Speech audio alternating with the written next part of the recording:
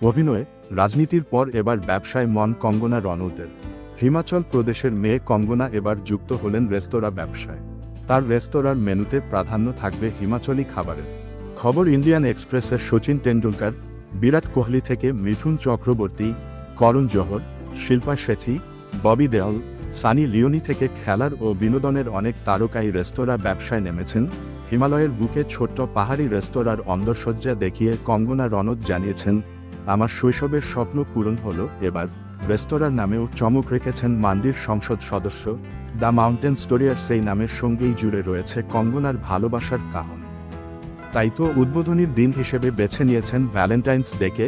14ই ফেব্রুয়ারি ভালোবাসা দিবসেই রেস্তোরাঁর দরজা জনসাধারণের জন্য খুলে দেবেন সংসদ সদস্য অভিনেত্রী। দেশ বিদেশের মানুষের কাছে হিমাচলি খাদ্য সংস্কৃতি তুলে ধরতেই কঙ্গনার এমন উদ্যোগ। তার শেয়ার করা ভিডিওতে দেখা গেল বরফে মোড়া এক টুকরা জমির ওপর তার সুসজ্জিত রেস্তোরাঁ। এখানে ঢু মারলেই পেয়ে যাবেন মায়ের হাতের খাঁটি হিমাচলি রান্নার স্বাদ।